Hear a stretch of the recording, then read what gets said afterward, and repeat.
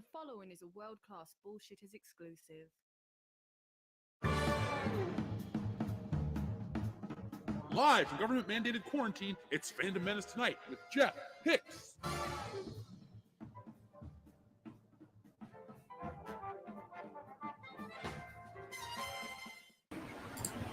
Good morning, pop culture. We are live. And yeah, I said what I meant.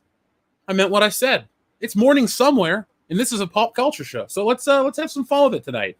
So good evening, pop culture. Good morning, pop culture. Or welcome into Fandom Menace Tonight. I'm your host, Jeff Hicks. And tonight we're going to be talking about one of the biggest gaming controversies in quite a while, The Last of Us 2.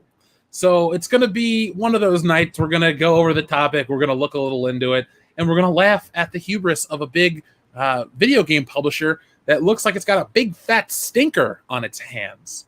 So before we start tonight's show, let us see who is here. We got Joey Bryant, N.A., Ian MS21, Sloppy Joe, what up?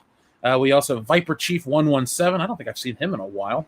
Let's see. We have Ricardo Martinez. Hello, Mr. V. The Third Turd, what's up? Breadman Productions, how are you? Hail to Danny Vestal, as well as Dr. Coffinhouse, the James Baker, Old School Lou, Kevin Castillo, DJ Deadbeat. Oh, God, it just keeps on rolling. And the Neen. So we could be hailing everybody tonight, so I'm just going to say it. Hail chat. How we doing tonight, folks? Press 1 in the chat if you're alive. Well, that's kind of the most general, basic coverall phrase. Hey, are you alive? Press 1 to show me that you're alive. So tonight's show, I was doing research for it, and I came to the realization that I do love video games a lot more than I let on the channel. Yes, we don't cover that a lot because it doesn't really gain the traction. We cover the topics that the audience wants.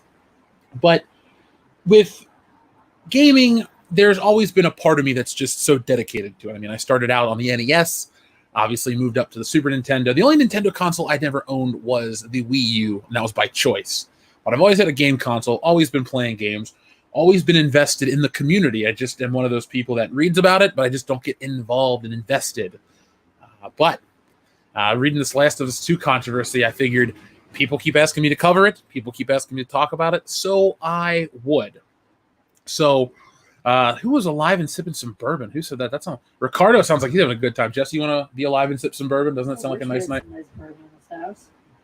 I could have bought a bottle at Ralph's. Next time it is. Well, Star Phoenix, you caught me on a technicality. I always assumed that the Virtual Boy was like a handheld. Well, it was a table. Fine, the ones you plug into a TV. And technically the Switch you don't need a TV for, but I've rarely used it off of a television. So there we go. So we got we have 600 people watching already. So folks, do me a favor, hit that thumbs up button and let us start tonight's topic. And we're going to end tonight on a positive note. So stick around and we'll do it the right way. So The Last of Us 2 is one of the most recent games to get, excuse the noise, by the way, I live on a racetrack. But The Last of Us 2 is one of these, or excuse me, The Last of Us was a franchise that really caught on with a lot of people. It was one of the story-driven games that seemed to really appeal to the critics, but it also appealed to the fans. But I don't know if I'd be wrong in saying that it appeals to a certain type of demographic, like all products do. You very rarely have a game that's for everybody. Maybe Super Mario Brothers is for everybody.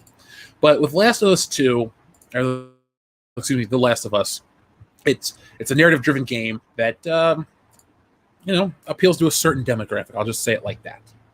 Now, full transparency, I did not buy The Last of Us, the first game. It never really looked that interesting. I think it was also for PS3, and there's a PS4 remaster, but the PS3 was a system that I didn't really get into. I had it. I had a handful of games for it, and a lot of the games that I had were also not backwards compatible games, but like previous generation games. So like Midnight Club Racing 2 that takes place outside this window, or Grand Theft Auto, or wrestling games, just stuff like that. The PS3 was the PlayStation I played the least. So a lot of their first-party support titles I wasn't into. When the PS4 rolled around, I got a lot of multi-plats, and I didn't even pick up an Xbox this generation. But now we're getting to The Last of Us 2, which all the hype and hubbub has been about. And I've noticed from just being a fan of games in general, a lot of the hyped games suck.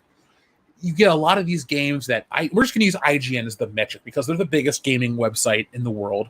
They're also accused of some shilliness, if you will. I mean, they're the people that promote the Call of Duties in the Mountain Dew and the Doritos, even though Jeff Keighley doesn't work there. They're also the website who does, promote agenda sometimes over story. Remember when Gamergate broke? You couldn't talk about it on IGN. You couldn't even have a civil discussion about it. Those people kept their lips sealed. Now, I'm not asking people to risk their job to talk about a controversial topic to a stranger, but I also feel it's a little draconian to remove comments when you're talking about Gamergate on their website. So I've always had a weird relationship with IGN. I've always thought them to be the best because they get the most information, but also the least trustworthy when it comes to reviews. So when I see games that get 10 out of 10 or 9 out of 10, blah, blah, blah, it's so great, it's near perfection, like The Last of Us, like a lot of these other games, I usually pull it back because, as I've said publicly before, narrative-driven games are great. I think games should have a great story, but I also care about gameplay or replayability. I look at a video game as an investment, not only of time, but of money. If I'm going to spend $60 on a game, I want to get an experience. Now, if it's a Zelda, I want to be wowed by the story and the innovation and the mechanics and all that stuff. But if I want to plunk down and play a Call of Duty, I just want to be able to play 55 online matches a day and just veg out and enjoy it. I don't even care what the story is for Call of Duty. Let's be honest. I had Black Ops. I think I escaped the prison in the very beginning of the game and never went back. I was all online with that game. So that just gives you a little insight to the type of gamer I am. So we got Last of Us 2, and it's always been on my periphery. I haven't been focused on it heavily, but I've known it was there. And now, with the controversy, I just wanted to talk about it. Because last year, or maybe it was late 2018, we had Battlefield 5. And that was the game where you had the female Russian sniper with a robotic arm that really was inserted into the game because one of the executive's daughters needed some kind of hero to look up to. Well, spoiler alert, how about your goddamn parent? Well, I guess that's just too much to ask for these days when mom and dad are busy. But we had a lot of pushback from the producers. I think there's an EA game. So they're like, if you don't want it, blah, blah, blah, don't buy it. Well, it didn't turn out well for that guy because the game didn't perform well and he was abruptly fired. So good riddance. And it's not the only time where telling an audience not to buy something or just to go elsewhere backfires. Does anyone remember the name Don Matrick? He was an Xbox executive for the launch of the Xbox One. And he said, well, if you don't have an online internet connection at your disposal, we have a console for you called the Xbox 360. Well, millions of people skipped the Xbox One and jumped over to PlayStation 4 or just didn't buy a next-gen console. Let's be honest. The beginning of a lot of these life cycles these days aren't really worth the jump. I really feel like the first generation that wasn't worth the jump was the Xbox 360, which is one of my favorite consoles. But I mean, at the beginning of the life cycle, the console differences were negligible. I mean, you were getting stuff that looked just as good on the original Xbox. I used to see articles in Electronic Gaming Monthly that would talk about, oh, here's NBA on Xbox and here's on 360. And it's like, well, it's slightly better resolution or some shit. Hell, even the original Xbox could do high-def games. So it just really didn't matter. So now to fast forward, though, Last of Us 2, there are leaks, there are spoilers. We've been talking about agenda, and I think we're going to cover a good chunk of that tonight. So if you guys have anything that you want to add, let me know. If you have any questions, obviously I'm here to answer anything. Doesn't even have to be on topic. But so I wanted to read an article for you first because I wanted to set the stage, the groundwork about what's going down with this. Because I saw this article today, and it's the sole inspiration for why this is tonight's topic. It's really a bigger problem in entertainment. And Jesse, I'm going to ask you to chime in on this too when I'm done reading it, because it's one of those that you're going to be like, wow, what the fuck? Okay.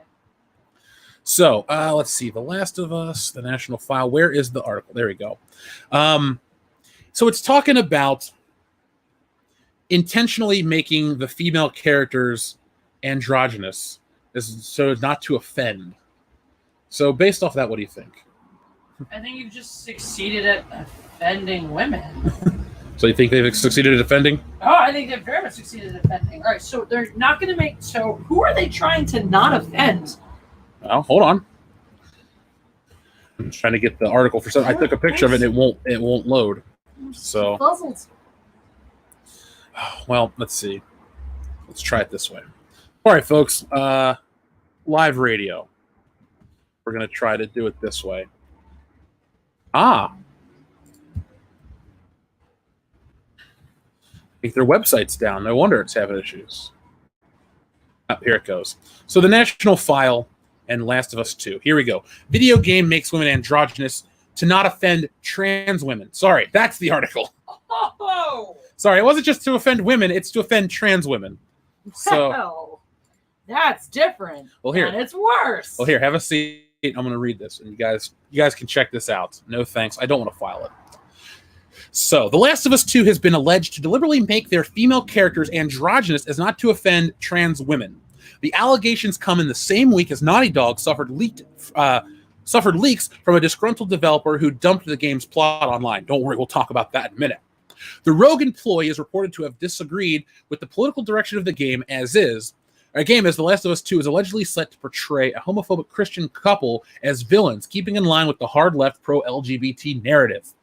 In relation to the gameplay footage leak, speaking with Sausage Roll, the rogue developer said, "I don't doubt that even for a moment that this leak came from the studio. The Last of Us 2 is very divisive, as you can imagine. Some of the team aren't really thrilled about working on this game." The source goes on to talk about how the stale work environment has been at Naughty Dog and how many people have had to bite their tongues because cancel culture is very much alive inside of the studio.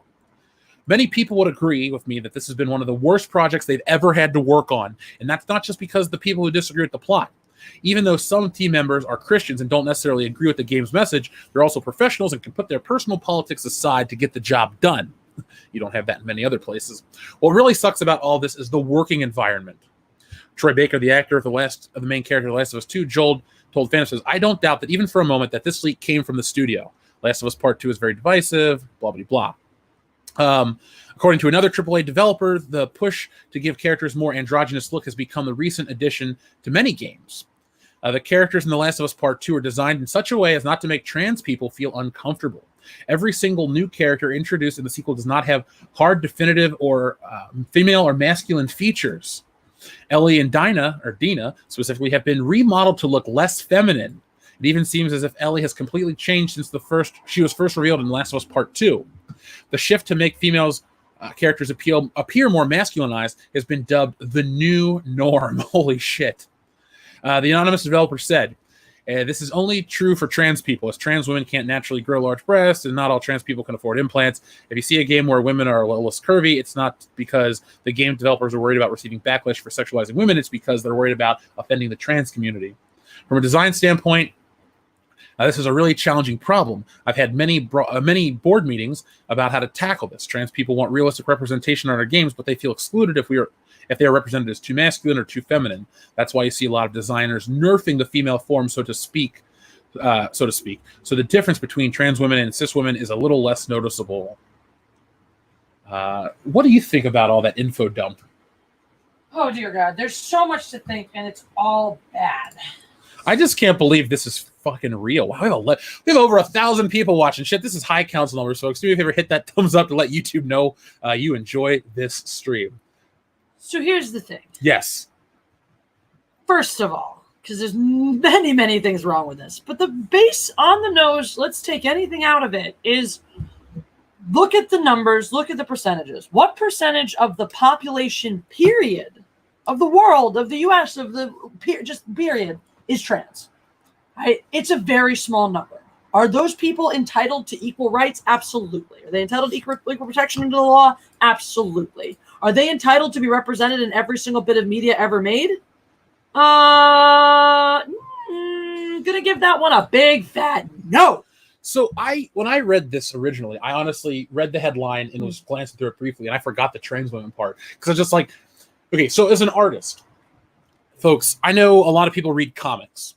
And if you've noticed in comics, look at Captain Marvel. Captain Marvel is the perfect example of trying to desexualize a female character. Because if you go back and look at Carol Danvers when she's drawn, up until 2012, she's got this leather outfit, big legging, or big high boots, big boobs, flying around with a sash, long hair, traditional female style. A lot of the X-Men, all the women were drawn a certain way. It's pretty much all of entertainment. It used to be men were big and buff and bulky and women were curvy, X, Y, and Z, whatever the trend was in fashion. So if you go back and you read a lot of 70s comics, women have wider hips, they're drawn a certain way. If you read more modern, let's say 90s comics, and the models, the supermodels were a lot thinner back then, the women reflected that. They're usually a reflection of the time. And it's weird too, if we were, 2020, we were going to draw stuff that was a reflection of the time.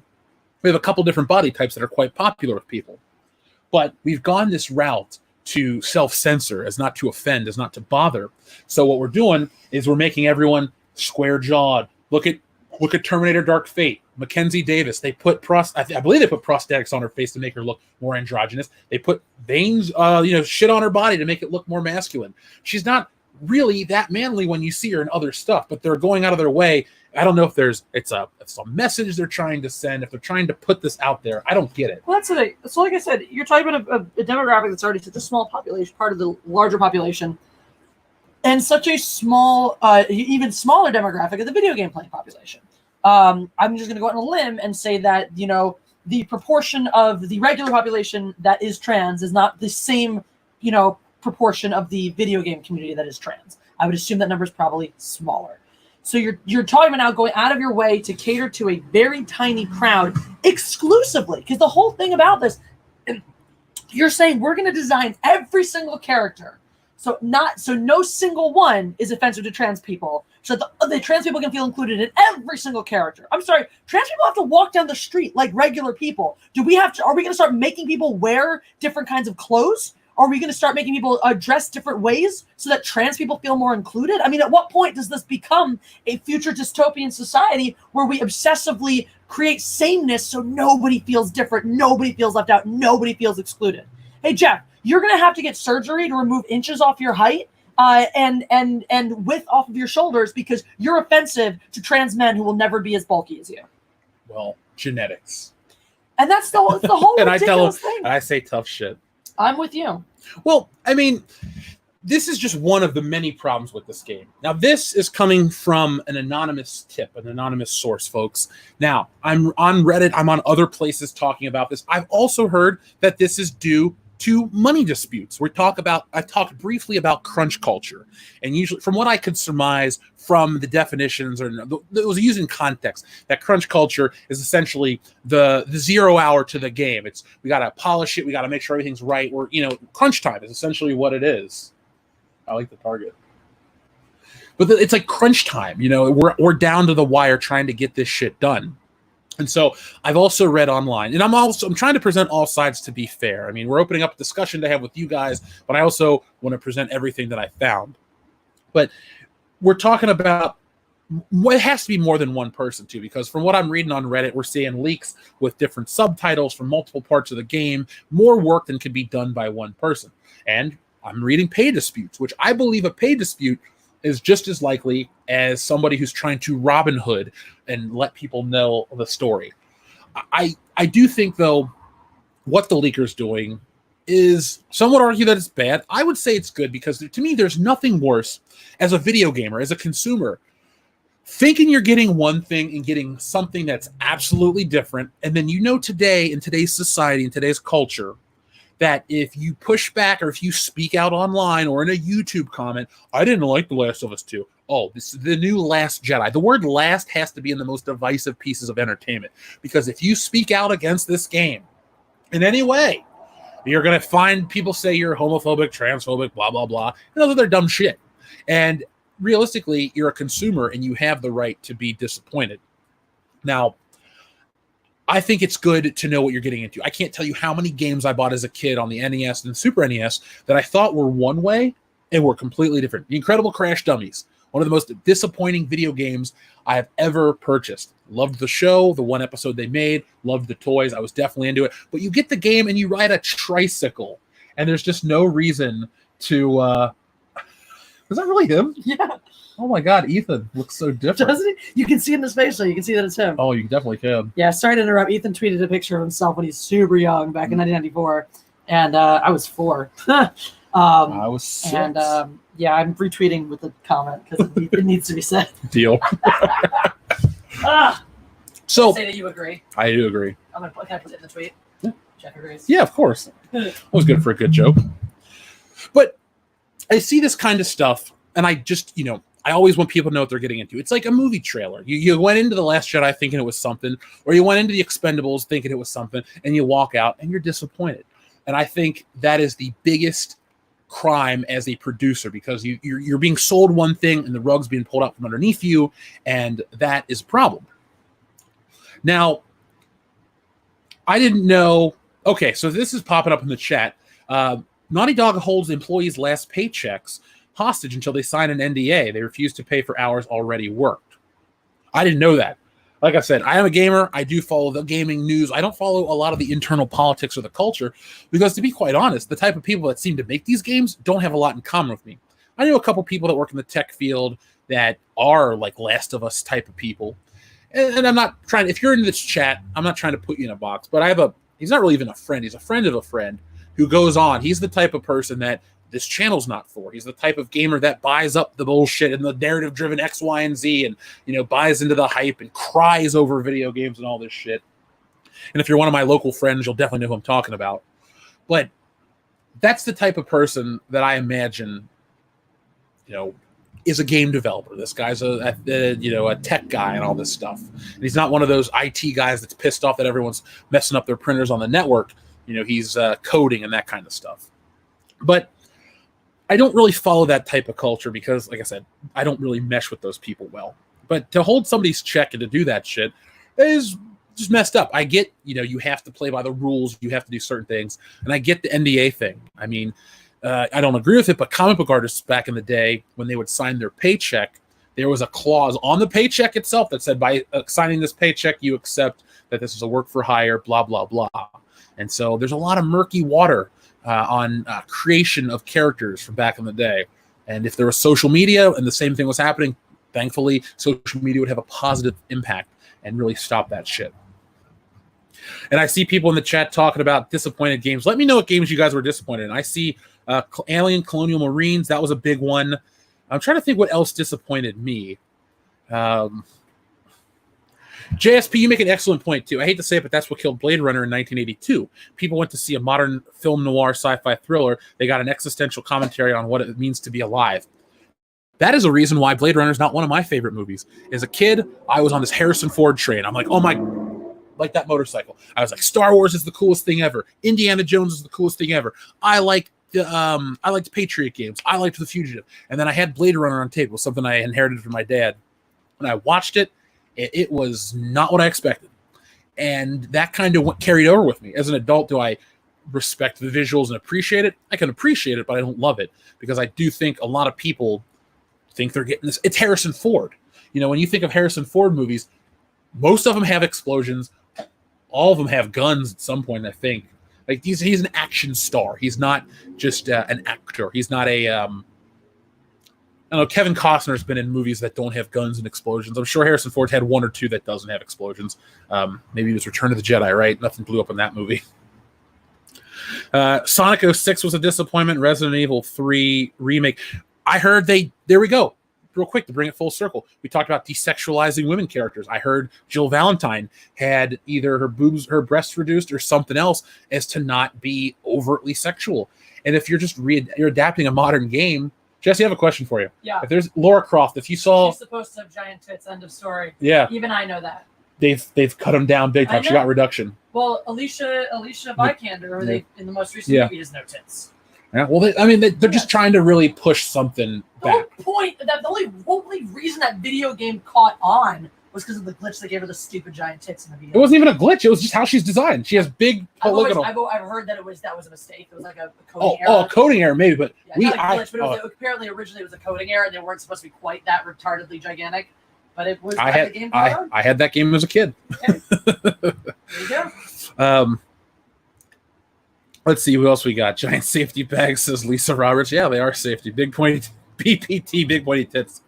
See, Fallout 76 was another one of these situations. I think we're in a weird situation with gaming where the internet slowly evolves. Because, I mean, how many of us can go online and we can read articles how Google Stadia is going to be the future of streaming games, digital only. But then you can't even connect your phone, your computer, and your Roku to your internet in your apartment even, because it all slows down, or your house. And not everyone has gigabit internet. Not everyone has these things. So we're in a place where gaming, we get unreleased games. We have to get patches. We get all this stuff. Like, we're not near a collapse. I know a lot of people like to say, well, the gaming industry is near a collapse, this, that, and the other. I don't think we're near a collapse. I think we're near the beginning of a consumer revolt where, thankfully, you do have Nintendo that puts out finished games, a nice, complete experience. And other companies do it too. I'm not saying it's only Nintendo.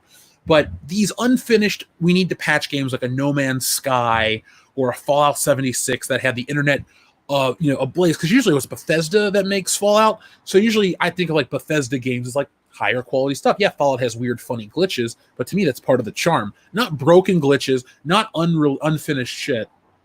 But that's just I don't know. Like when you go in to buy a game, you think you're going to get a complete series. Samus had less ass and booty in Smash Ultimate, says Super Smash Bros. Candidates. I did not know that. She's my go-to character in that game.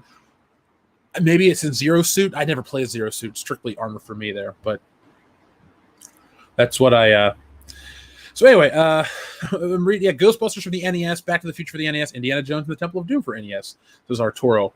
Yeah, I feel like you grew up in the era where you got screwed over on licensed video games. Luckily, I didn't have as many bad experiences. And Breadman Productions, yes, 007 Legends was so bad that even I, the biggest self-proclaimed James Bond fan in the world, didn't pick it up.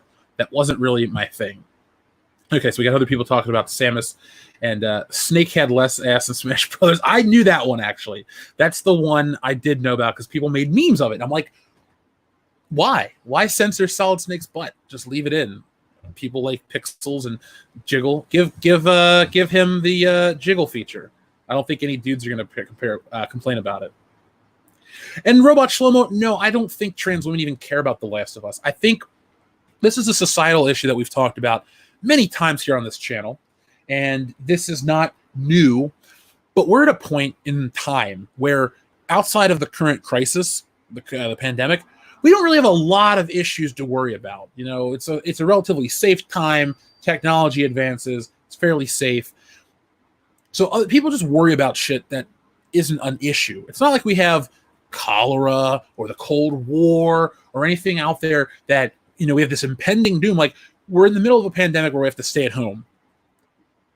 And it sucks, and people are dying. I'm not trying to minimize what's happened. But it's not like we're going to be taken over by a foreign nation or something like that.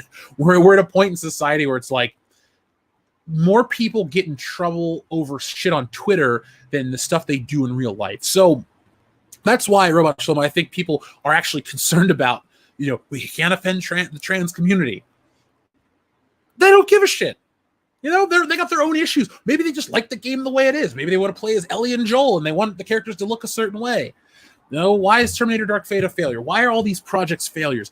I'm not trying to get conspiratorial, but if there was a fucking puppet master behind the scenes that had all the control, it would make as much sense as the reason why this terrible entertainment keeps getting greenlit.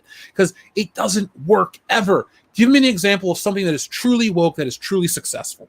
I will wait. Because if you're going to say, what? Give me something. Even if you want to say The Last Jedi is woke, I just think it's bad.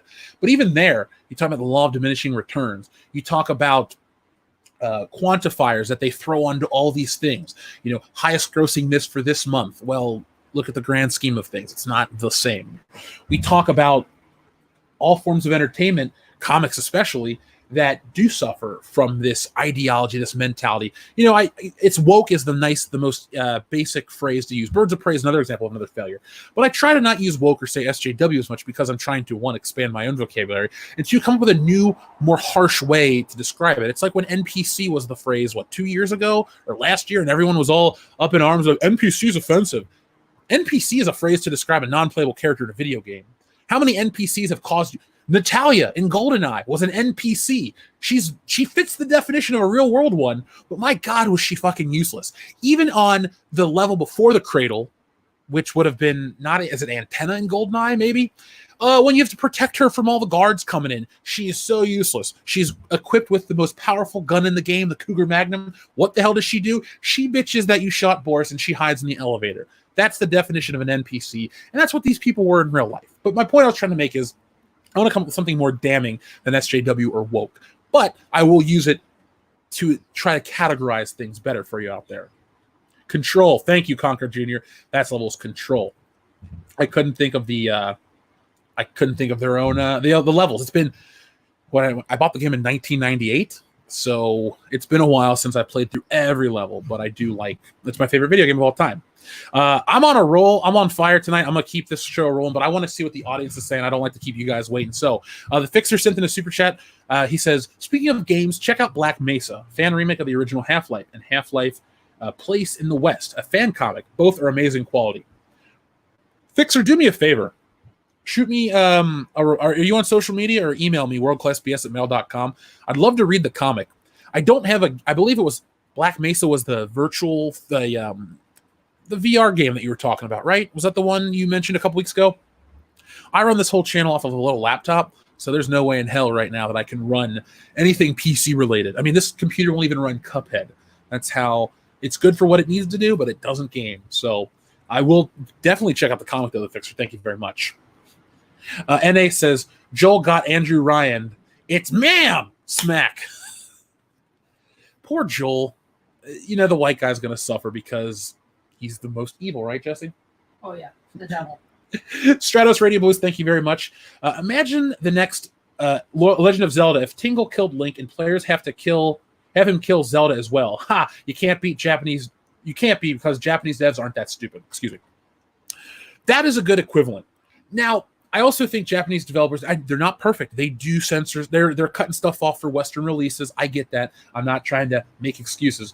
But at least the traditional storytelling of Zelda, if Zelda was ever picked up by an American studio, I guarantee you would Anita Sarkeesian would be in the ear of somebody. It's the Legend of Zelda. Zelda's the hero. She needs to be playable.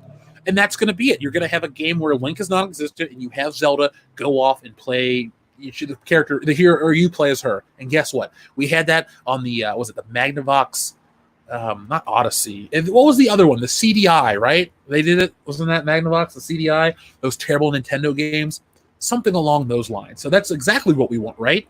We want all these terrible developers getting their grubby little mitts on these classic IPs. And you know what? Even though I wasn't a Last of Us fan, it was so popular that if this could have gone down the right path, this could have become a classic IP. Uncharted, first one came out in 2007. Same developer.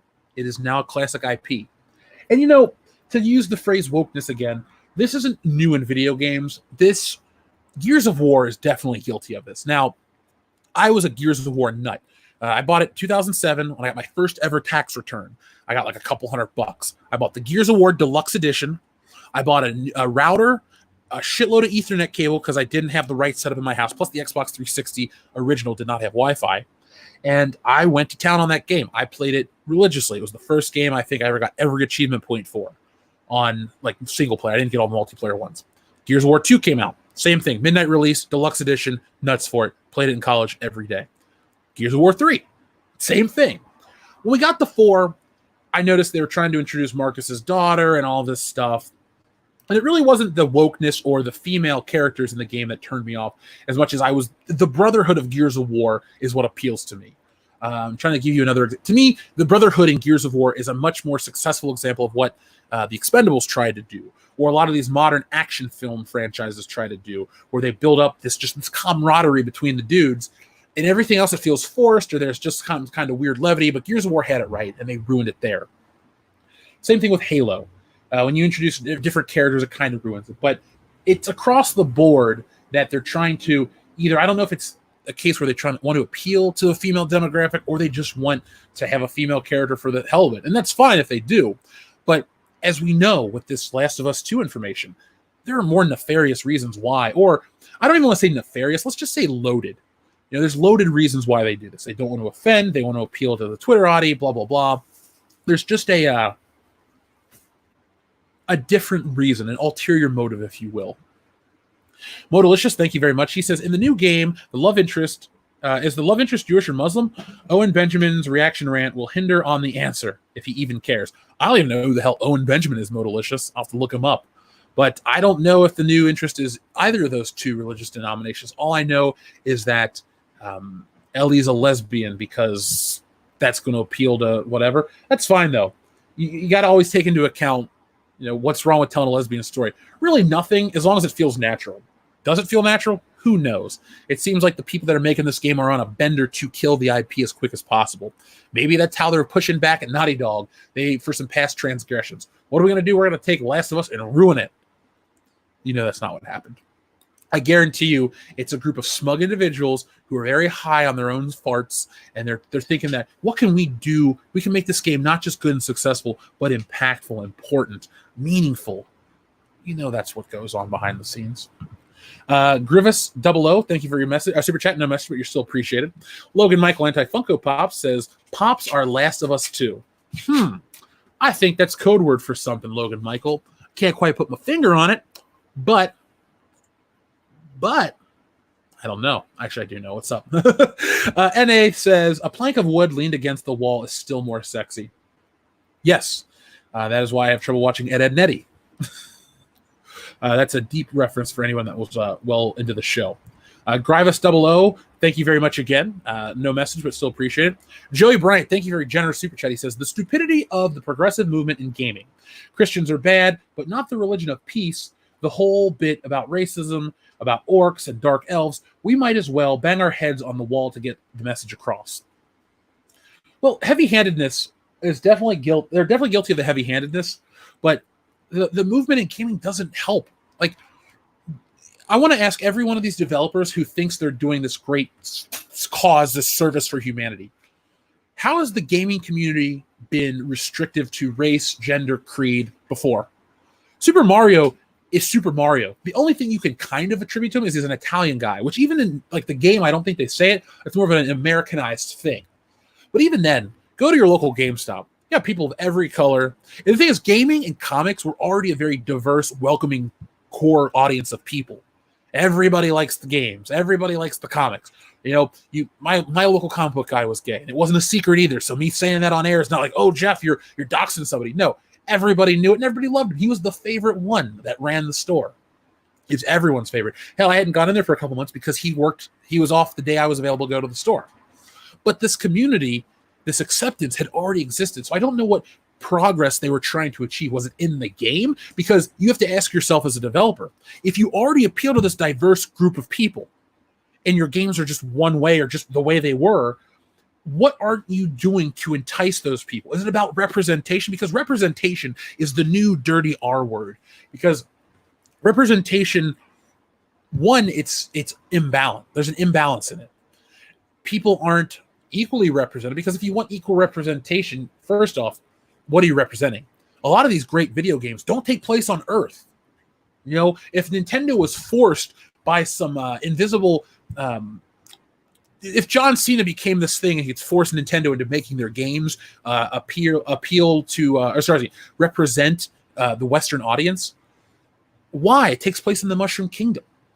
Why would Gears of War need to appeal to have 12% black people, this, that, and the other? You know what? One of the core dudes is black. I believe what's his name? Dom Santiago. He's Hispanic. Guess what? Half the team's white, and the other half is a minority. Let's use the phrase that they use to diminish these people. And you know what? It kicked ass, and no one gave a shit. My buddy Joel, who some people would confuse for racist for some of his old school views, Coltrane's his favorite character. All of his best friends happen to be black. I just love how we lump all these people in because they like a certain type of thing. Oh, you prefer James Bond. You must hate women. You see how dumb that sounds? So, Joey Bryant, what I'm trying to say to you is this break off of trying to be progressive in gaming really doesn't help gaming at all. It doesn't work. There's not an audience for it. The audience was there for good quality. Nintendo, we use Sony. Sony didn't sell 154 or 158 PlayStation 2s due to progressivism. It's funny, with the rise of progressivism, we say, well, gaming is reaching an all-time high. Gaming reaches an all-time high when you include mobile gaming. I'm not saying gaming's dying at all. Not saying that. But there's a core audience that games. And when these people, these developers that make the games, look at the analytics that say, well, 95% of women ages 15 to 47 play, mobile games. Therefore, they're a gamer. Therefore, we have more of an audience that we can entice. Look, my mom plays Candy Crush. My mom plays all these arcade or casino games, but she can't get off the first level of Mario. My mom is not going to pick up a Nintendo controller, a PlayStation controller, an Xbox controller, and start gaming. She'll play on her phone. She'll play on the tablet I bought her, but she's not what you would call a gamer per se. So I don't get it, Joey. I really don't get it. You could scream into a void and get more of a response than these people that make these games. Seriously. You're not going to get anything out of them, even an honest answer. That's what I want the most, is an honest answer. But Joey, thank you very much for everything. Snatcher Claus, thank you very much. He says, let women be women and men be men. I agree. Let people be people and be excellent to each other. That's it. I think I'm going to add that to my closer. Let people be people. Don't worry about X, Y, and Z. Like Chappelle says, the alphabet people. Maybe they should just be people. I feel like that's what a lot of us here in the Fandom Menace, or a lot of people in general, society, have reached that point where it's like, people are people. We don't have to worry about little quantifiers, put them in a box. I think at the end of the day, if you are a gay person or this or that, or marginalized, you just want to be treated like everybody else, not put on a platform and made to feel uncomfortable. So thank you very much, King Koopa, for the poop emoji. Great screen name for this stream. Salsa Shark says, Naughty Dog creates games, so you've chosen death. Thank you very much, Salsa Shark. Yes, it looks like this might... Uncharted's over, right? I never played 4, so don't hold me to know the whole narrative. Played through 1 through 3, 1 twice, actually, and 2 twice. Great games, but... and the Crash Bandicoot saga, which I talked about last night on the High Council. Definitely have purchased quite a few Naughty Dog games over the years. But this, these games are so expensive these days, folks. We're talking $100 million budgets. Movies. Joker costs less than some video games. Now, Joker made $1 billion on roughly, let's just say $100 million by the time you include marketing and campaign and all that stuff. Say $100 million to make $1 billion and change. And this is a little preview inside for tomorrow's video, or Friday's video at the latest. But these games, these things are so expensive now, and you have all these resources, all these people, all this time, and I guess crunch culture equals, you get bonus pay towards the end or something like that. Maybe. I could be wrong. If you're in the chat and let me know. But you have all this stuff so expensive. One big failure, really, you have one Amber Heard video game, you're done. You could be done. Now, I know Sony, I guess they're technically a second-party developer, because doesn't Sony own a part of the company like Rare with Nintendo back in the day, or Nintendo with Rare, I should say. So I don't think they'll be out of business, but it definitely will hurt. And Last of Us came out, like 7 or 8 years ago or something like that, some stupid amount of time. People aren't going to wait around that long. This isn't Shadow of the Colossus, which... Wasn't that the same guy that did, was it Eco and, no, Shadow of the Colossus? What was the third one? There was a third game that took forever to come out, and it wasn't even that good. So with no hype, with no goodwill from the fan base, you are setting yourself up for disappointment. So Salsa Shark, I know that was a long answer, but yeah, one misstep could really set you back as a company. Look at Disney. They're losing money hand over fist from the theme parks. Star Wars isn't bringing it in, but Marvel makes so much money that it balances it out. But some of these places are really just like a 1 or 2 property. Like, to me, Naughty Dog is 3 things. Crash Bandicoot, which I think Universal owns technically. Then you have Last of Us, and you have Uncharted. I know there's other games. They didn't do that shooting game, did they? No, that was somebody else. Anyway, I digress. King Koopa, thank you very much again. No message, but appreciate it. Savage Rush 012 says, RIP The Last of Us. Yeah, this game, look, they keep pushing the game back, and we're going to get into the more structured element of the show, but I just wanted to respond to you guys first. I think they pushed back the release date. Is it indefinitely now? It was supposed to come out at the end of the month, or maybe next month, something like that. Again, wasn't following it, wasn't going to buy the fucking thing. And now you have this. So, yeah, this could be the end of Last of Us. If it's indefinitely delayed, it would be, I don't know why you would indefinitely delay it. Because people are spoiling the game. The people that wanted to buy the game here's the thing. When you spoil, there's an agenda in the game. the people that support your agenda will still come out and buy the game. But the trick of all this is, the big joke, is that the people that buy into the agenda weren't going to buy your game in the first place. Video games are not your platform to talk down to your audience and to teach them something and to coerce them or to force them into acting a certain way or to hold a certain world belief. I'm sure Shigeru Miyamoto and I don't agree on maybe anything, but I love his games, especially the older stuff. I don't know what he does nowadays.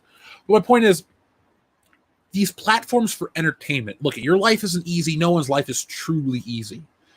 You use these things as a form of escapism, as a form of relaxation. When I play Grand Theft Auto, I don't want to hear an allegory about abortion. I want to hear about pimps and hoes and criminals and drug runners and gun runners and speedboats and helicopters and porn stars and shit like that. And I just want to kick back. I had more fun when Grand Theft Auto is... Grand Theft Auto did in number 5, instead of trying to tell us an allegory for racism or something, they told us a fairly deep story about how social media and reality TV are vapid and how they offer nothing, and the lengths that people will go to for celebrity and the damaging effects it has on a family. And you think, if I told you that before I told you it was from Grand Theft Auto, you'd think, oh, that sounds maybe interesting, or what is this concept from? And if I told you it was from GTA 5, a game where you can dress up as a monkey and blow people up with a rocket launcher, you'd laugh. But that's in the game. That's the Laszlo shit. That's with Michael's daughter. You can have good storytelling, but at the end of the day, you need to remember, creators, developers, no matter who you are, this is a form of entertainment, and people want to be entertained. The Twilight Zone is very special because it entertains and informs.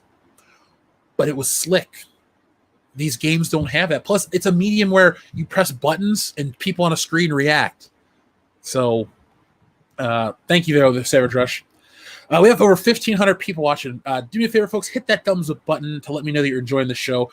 And if this is going to be the kind of reaction that, gaming content or just this kind of, hot button issue is going to capture, we'll do more of it. Like I said, this channel...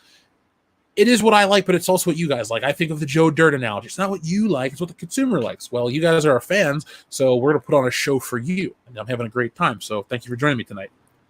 TLJ Screwjob says, I have an idea. Let's make an Andre the Giant... I have an idea. Let's make Andre the Giant 6 feet because his being 7 foot would offend men that are shorter than 6 feet. Angry face, squirt gun emoji to the head. I would be offended by that. Andre the Giant's supposed to be taller than I am. Although they're making an Andre the Giant, a Hulk Hogan movie, and when it comes time to cast Andre the Giant, I'm going to do my best to be Andre the Giant in the film. Everybody says I look like him. Fuck it. I'm just going to embrace it and try to do something with that. But yeah, it's all about nerfing.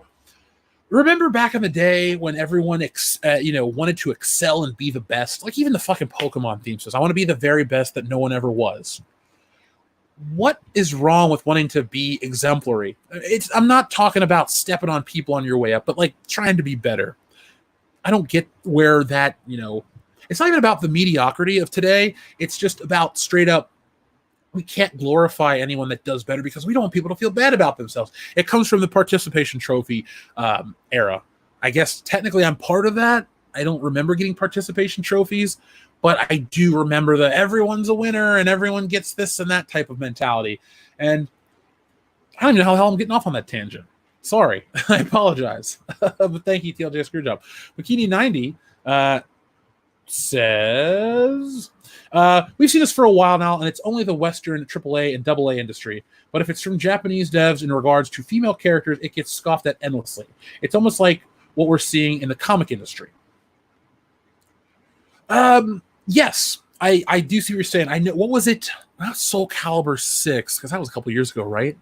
But there was some prominent, was it Dead or Alive or something? But there was some prominent game franchise that I bought that definitely did the self-censorship thing in the West. And I always, I've never been to Japan. I'd love to go to Japan. Now, you talk about preconceived notions in popular culture. I definitely have preconceived notions about Japanese popular culture. Not actual culture, but their popular culture. When you watch an anime, there's definitely this like hyper sense of realism, the way they react. You have these games where the characters, they strike these dramatic poses, the big V for victory, all this stuff. Like let's just say it, there are certain stereotypes of Japanese culture that in these games that people have been accustomed to over the years. I'll remember growing up as a kid, you'd see some of this stuff. You're like, what does that mean? I don't get it. And then you get older, you're like, well, this is a Japanese game. This is, normal in Japan, blah, blah, blah. And you just kind of accept it. So when you got like the jiggle physics, or the tiny costumes, or the sexiness of these adult characters, like I get why people, and it's not even about wanting to get your rocks off or look at a titillating image. It's about, this is what I want. I'm a fan of Street Fighter. So if there's a Street Fighter costume where Chun-Li's in a bathing suit, don't censor it in the West and put it out in the East. Give us all the same experience. The same thing goes with Grand Theft Auto. Don't censor shit. Or what's the game, Road Rash, where they censored the blood in Germany to make it green so they looked like zombies. Like, any of that censorship stuff really pisses me off. And I don't like that it's starting to pop up in the Japanese stuff, Makini 90. It scares me, honestly, because I always felt like the West is in this trend, and we're stupid, and we'll grow out of it, and we'll move on to, or move backwards even. See, moving backwards wouldn't be a bad thing in this case, where we're kind of like, games are what they are. They're this hyper, realistic, overly violent, overly sexualized, like it's just this stuff. It's a game. It's not real world. You're not supposed to go, like they say in all these Star Wars movies, I want to represent the real world. I don't. I want to go live in Hyrule, or wherever it's called nowadays, or any of these other planets or worlds that Link will go visit. Or Mario with literally his galaxy of adventures now. Well, shit. Galaxy of Adventures, Star Wars. Take that back. Scratch it. Mario Galaxy was fun. But I don't, Makini 90, I just don't like where this is going. You're an artist. You see it definitely in the art. I don't read a lot of manga, but I know they have just different standards and different values that is in their artwork. And I don't like when you pick up an adaptation or an English or a sub translation and it's edited. We cut out the blood. Who the hell decides who cuts out the blood? Or Dragon Ball Z. Oh, it's too violent for American kids, but Japanese kids are cool to see it. Who makes that call? Some church group? Some uptight parents group? What are we worried about? Everyone's so worried about being offended in America. You know what? Being offended in America isn't the biggest issue. To some people it is, oh my God, I'm offended. Well, Karen, calm down. Calm your tits. There are other issues that we should worry about. And I stand by this now, and I'll stand by it in the future. Censorship is a bigger problem than offensive material. Too bad. Just accept it. That's what it is. So I'm sorry. This is a deeper topic than I realized, and there's a lot of super chats that have rolled in. So I'm going to move back to the show for a couple of minutes, folks. But I'm going to get back to these. So anybody that has anything else to say, I will. The show will go on. So. Another part of this Last of Us 2 situation, I did cover the politics in gaming. I do think, or in gaming in general, I think it's garbage. If you're making a political game, that could be interesting. It's like They Live or any of these other really well done allegories. Allegory is just a word that most people that work in entertainment don't get. You want to tell a story about, post-Holocaust victims and stuff like that, and put it in sci-fi realm. If you want to put it in a real realm, fine, cool. But if you're trying to tell a story that might appeal to more people, an allegory would be your best bet. But we've lost subtlety. Now, I like to go back and think about when this all happened. As this pop culture channel, I know Michael from Retro Blasting calls himself a pop culture archaeologist, which I really like the phrase. I'm not going to steal it because I didn't come up with it, but he calls himself that. I think it's a very good phrase because archaeologists, they not only need to know about maps and the headpiece to the staff of Ra and the lost city of Tanis, but they need to know their history. Remember when Indiana Jones was being talked to by the government and he just rattle shit off left and right because he studied his history. He knows that he's a teacher. He has to impart knowledge and move it on to the next generation. I think it's very important to remember why and how we got to where we are in the current climate of game culture, of comic culture, of movie culture, because if it was like one or two people complaining about it, it would be the tinfoil hat community that you'd be lumped into that. But this is literally millions of people that are aware of this shit. Do you think our channel, The Quartering, Geeks and Gamers, Nerdrotic, Jesse's channel, Mindless Entertainment, Anna, Cecil, all these people that we do talk about the outrage culture. We talk about the stupidity of the overt agenda stuff. I think all these channels would exist, have the subscribers, the views and stuff, if a lot of people didn't care about it. This is something that affects and is people are alert to. This isn't some rare, small minority that's freaking out. It's funny, the further we get away from The Last Jedi, the more people speak out about it. Was there fear? Was there denial? I don't know, but it was never the small vocal minority. Where did that $750 million go? Oh, yeah, they didn't come back because they didn't really like it. Or maybe they didn't even like The Force Awakens. And they lost another $300 million when we roll around The Rise of Skywalker, which is a topic for the next video. I'm sorry. I'm excited. I'm proud of the next one. Check it out. But realistically, this all goes back to Gamergate. I don't need to say it. I don't really need to remind you because of the 1,500 people watching. I'm sure you guys all knew what Gamergate was. Now, to some, Gamergate was about attacking the women in the industry. To some, it was about honesty in journalism, which is what I cared about because I barely trust IGN now. A big developer comes around with an early build of a game, some pizza, some beef jerky, some Mountain Dew, and you're patting people on the back. So these people that work in the gaming journalism industry aren't making a ton of money. They live with roommates. They have they slant a certain way, X, Y, and Z. But at the end of the day, money is a great motivating factor. Free gifts, free access, and we've learned that people play softball with these products, with these games. Other YouTubers that play video games that somehow get early access they play softball with a lot of these things. And so for all of this, the situation where we are now, I always talk about how Gamergate failed. It did fail and it did succeed because it emboldened a certain type of people to definitely push for this. But at the same time, it also made the audience hyper aware. If the comic industry ever gets back on track, and I hope it does, because I want to partake in some of that stuff. If it ever gets back on track and you get the right people on board, this woke bullshit needs to go. It's not about marginalizing minorities or people of different groups or beliefs. It's a business and it doesn't sell. It never works. And so we go back to the beginning of Gamergate, and there's really two prominent people in Gamergate. Anita Sarkeesian and Zoe Quinn. Zoe Quinn and Zoe Quinn and the Five Guys, that was the joke about Nathan Grayson and all that stuff. I believe Nathan Grayson was the man who was the first writer that was talking about X, Y, and Z.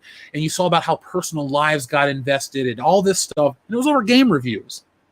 Now remember, game reviews are supposed to be unbiased. If somebody sent me a video game, if we had a fan, or just even a fucking movie, if you sent me something that said, Jeff, I want you to review this, I don't even feel like I owe you to like it. I'm just going to give you a straight up answer. I want straight up answers from these people. I don't want fluff pieces. Games are expensive, $60 plus DLC.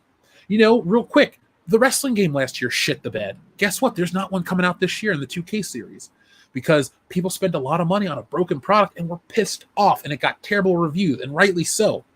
But that's because 2K doesn't care about the WWE series. They have their other bigger series to worry about, and they don't grease palms for wrestling. Wrestling is a sideshow attraction to a lot of people. It means a lot to me, but a lot of people think it's still trash entertainment.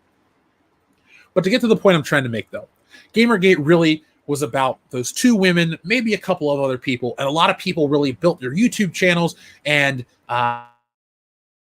gained a big following because of Gamergate. And Gamergate's one of the first things online that I remember I was just so invested in, not involved. I've never made a game. I don't know any journalists, but I was just so invested in finding out more about this story. And now we have all these controversies happen frequently. It's almost like we're desensitized to it. There's not only Gamergate, there's Comicsgate. I'm sure there's going to be more gates down the road because everything's going to rip off of Watergate and that scandal, which is far more interesting than any of the shit that has come after it. Because, we're complaining about X, Y, and Z on a printed piece of paper or a digital bunch of pixels and code. Not, wiretapping the president, condoning wiretapping and all this other shit. So it just goes to show you how little of importance a lot of these big controversies are. Non-controversy is a good way to say it. But you go back to the beginning of all this stuff, and you see that the people who were playing the victim card then have some form of power now. Maybe not necessarily to control, but to influence slightly. Remember, folks, everyone that works on a project is a person, has a life, doesn't want to be ostracized socially. People have to play the game. We talk about playing the game in the community and how we think it's bullshit. Sometimes you just have to do that. And a lot of these developers, these game developers, if they don't play the game, they get ostracized. They don't get picked up for other projects, X, Y, and Z. Now, thankfully, some people do branch off and do their own thing. And sometimes they just shut up and do their work. Like the anonymous leaker said, there are some Christians that worked on The Last of Us 2, and they shut up because they were professional. And I think that is a good attitude to have, definitely, when you work on a project that is supposed to appeal to millions of people. But I also think that needs to be remembered at the top, because just because you're at the top of a video game company and you've done the right things to get to the top there doesn't mean you know what's best for everybody. Like, look, I can make a movie that's considered the greatest film of all time. I only know shit that's in my wheelhouse. I don't know what's right about everything for everybody. So I really wish people would kind of take a step back and realize that there's an ego that comes with this too. And ego is a powerful thing. It affects me, it affects you, it affects everyone you've ever met. People will make good decisions and bad decisions based on ego. And we're in a place now where social media, the constant, I won't say pampering because that's not the right word, but the constant source of approval, this feedback loop of everything you do is right, you're not wrong, that really plays into a lot of these people too, because it's very apparent. You have a lot of these things show up in every form of entertainment. And I think there's also a certain type of person that does become a creative. You do have your people like an Ethan.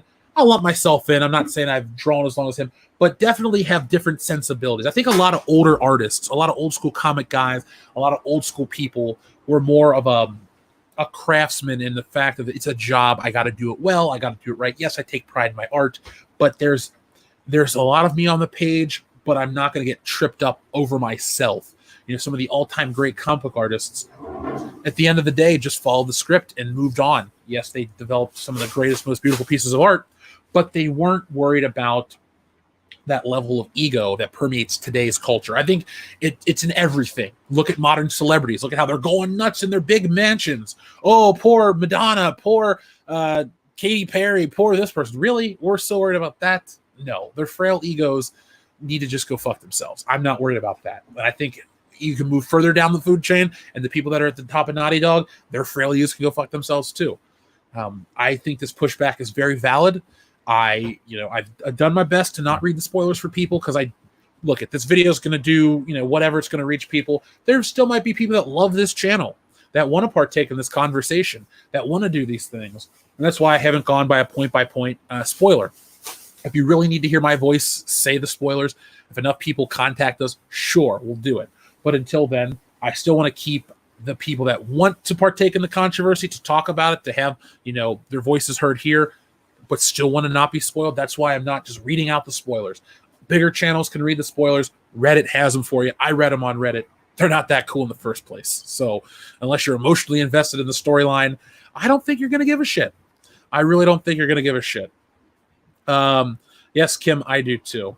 The leaker is a hero. I don't want to say it, but I do want to say it. I really think this person exposing the truth of what Naughty Dog had in store for everyone out there is really, really great. I'm glad that I'm glad that it happened. And Epic Mojo, wait, no, not Epic Mojo. Thank you for being here, Epic Mojo.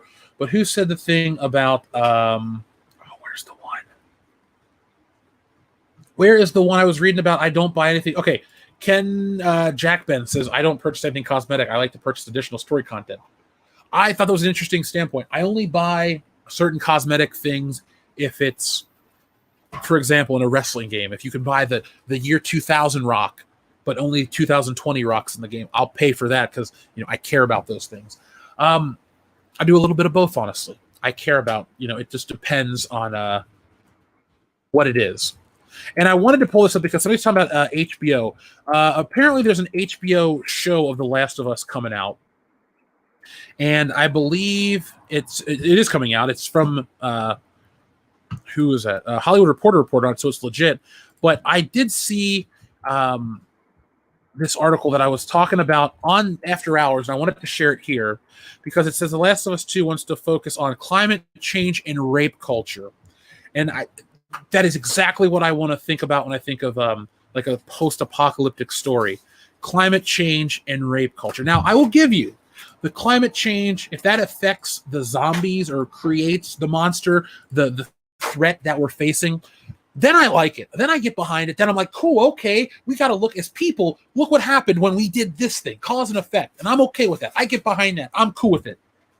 But rape culture on a show about zombies and shit?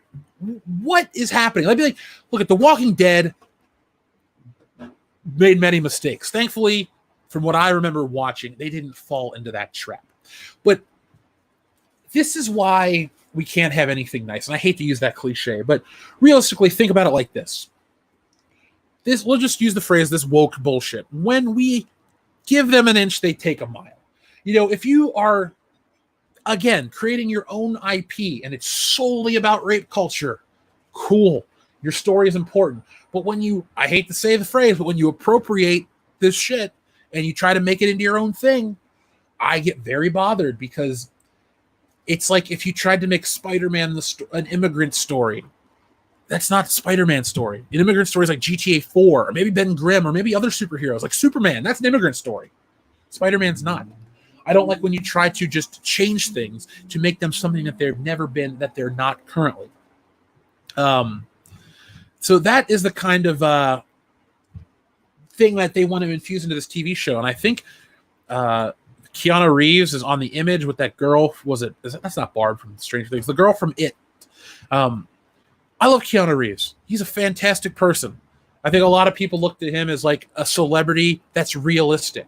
You know, there's that video of him that floats around with him on the bus. He gives a seat up to the old lady. He's just this cool dude. He, is nice to fans. A lot of people like him. If he's attached to this show, it's not going to kill his career. It's not going to change the way I feel about him, because, again, it is an acting job. It's a gig. I get it. But I just don't want to look at Keanu Reeves and think, oh, man, you're attached to The Last of Us, the show about rape culture and zombies, or whatever the fuck happened. You know, that's type of stupid. That's just the type of stupid that I don't like to follow. So I don't know, Dustin. I really don't know. That's a really valid question. You know, are there heads up their asses? The answer is clearly yes. I miss the craftsman type of, film director, like your John Carpenters, who is a dude. Yes, he's an artist, but he's not an artiste. He's not your J.J. Abrams or your Ryan. Oh, I don't give J.J. Abrams that much credit. He's not your Ryan Johnson level of smug. And it's funny, too. For a man that is so much more down-to-earth, relatable, interesting, compelling to talk to, his impact on the world is far greater than any smug director, auteur who wants to think themselves as more than they truly are. You know, if I sat down with someone, two people, and they do the same job. One says, I'm a filmmaker. I tell stories of the marginalized X, Y, and Z. And then the other guy says, I make movies. I want to talk to the guy that says, I make movies. I don't need your pretension in your art. You know, sometimes they don't always go hand in hand. There are a lot of people out there who make great, compelling entertainment that are just your normal, average, everyday person. I think Harrison Ford, even though his crazy ass is in the news today, is a pretty decent example of it from what I can surmise. I could be completely wrong, but he always seemed like a guy who fame found him. He wasn't seeking out fame by trying to be different, by trying to be this actor. He's just a guy who was in the right place at the right time, who is a fantastic actor, my personal favorite. But Escape from LA shit. Hey, John Carpenter didn't make perfect movies. He made a lot of bad ones too. But I'm saying Escape from New York, Christine, They Live. Of course, his biggest impact is Halloween. I mean, that revolutionized the slasher genre. For a decade, people were trying to rip his shit off. He took a small $300,000 film, and I think it made $80 million, maybe 90. It's between 70 and 90 million bucks. Don't hold me to a quote on that one, but I know it's in that range. It was super successful. You know what, though? He wanted to make a good movie. So, and the thing, depending on which day you ask me, The Thing might be my favorite John Carpenter movie. Right now, it's still Halloween, partially because of the music. Again, he did that himself. So, I'm really torn by, all of this stuff. By the John Carpenter situation. So, Zack Snyder is a chill dude. You know, Mikey Gussler, for as much as Dion hates Zack Snyder, he might be a nice person. I like his Dawn of the Dead. Watchmen's passable. I hate BVS. Hate Man of Steel. Hate what he did to the DC universe. And what's funny? I didn't plan on this show becoming the long-form tangent that it was, because I was going to talk about how yesterday was National Superhero Day. Ask you guys who your favorite is. Any, great stories you love to tell.